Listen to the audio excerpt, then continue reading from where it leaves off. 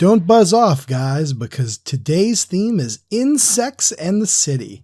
You know, I was thinking about what to do with this one. There's so many great big bug stuff with horror. Not even big bugs, but little bugs too.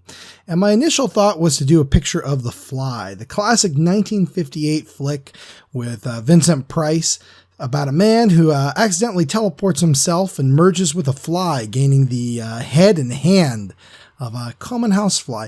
Great flick and pretty horrifying. But, you know, I decided to go one step further with that. One of my favorite things as a kid was, of course, Teenage Mutant Ninja Turtles. I mean, what kid didn't love the Turtles? The original show started in '87. I was 4 years old at the time, and that's the perfect age for Ninja Turtles. Back then, I had never even heard of The Fly with Vincent Price. I kind of knew about The Mummy and Frankenstein, the Wolfman, and The Fly was always one of those that I think my dad told me about and was kind of off to the sidelines. I definitely hadn't seen it. During season 2 of the Ninja Turtles, a nerdy mad scientist professor Baxter Stockman betrays the Shredder, the evil villain. The Shredder, wanting to get rid of Baxter, takes him and applies the mutagen, which turns things into other things. And it has the unfortunate side effects of turning Baxter Stockman into a giant fly man. He talks now with a high-pitched voice and a little buzzing. Super great. I love that the Ninja Turtles cartoon show creators, they definitely had a love for B-movies and horror movies and stuff like that. There is a ton of random little, I don't know, homages or nods in the 87 cartoon show that leads to that.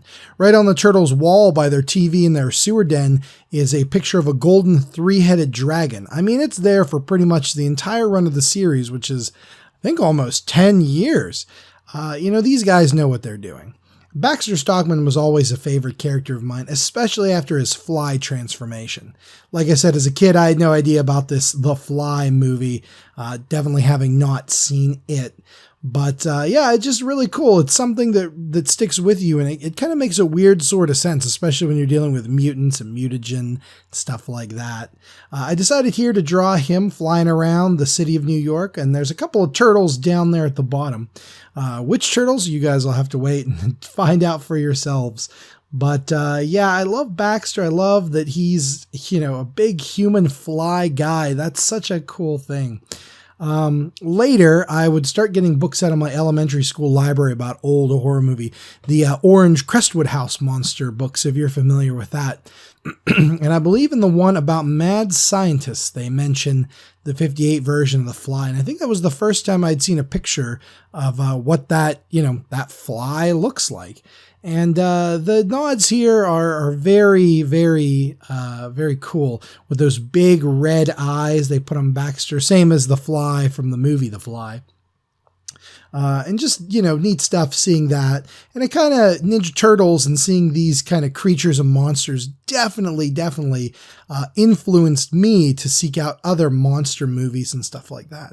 And I've talked about this before, and I'll talk about it again, but I think that's very important to show to young people and kids and stuff, is show them monsters and creatures and aliens and what have you, all this cool stuff that we all love, in a format that's right for them. And that way, when they get a little bit older, they're, how should I put it?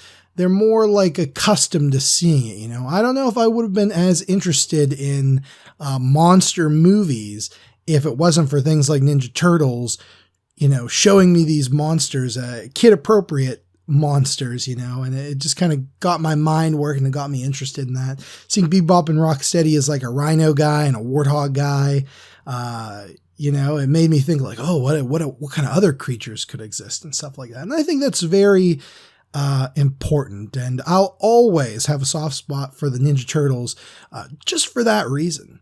There's plenty of other kids TV shows with monsters, especially in the 90s. I remember you'd see aliens and freaks and weirdos and creatures of the night and all kind of stuff on Saturday morning cartoons, even in things that aren't necessarily horror related.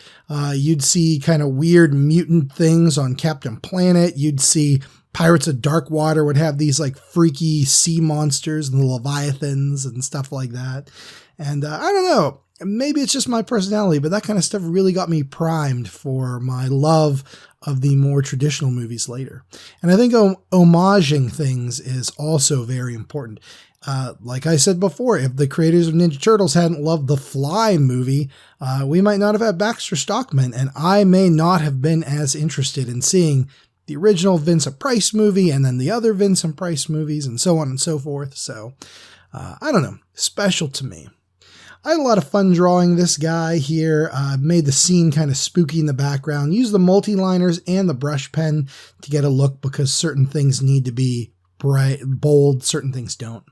Scan is looking absolutely fantastic. Let's check out the detail here. As you can see, that's Leo down there and Raphael kind of raising a fist like, dang it, Baxter, get back here. Stop flying around. I really like to use the look from him. I had his action figure too when I was a kid, and he's a little bit different with a lot more grotesque parts, but I want to skew it a lot closer to what he looked like in the actual cartoon show with that goofy sweater vest and the yellow bow tie and stuff. So good stuff, you guys. Well, that's it for today, guys. I had a blast. I hope you had a blast. Stay tuned for more Drawlloween tomorrow, and what else can I say? Cowabunga, dudes.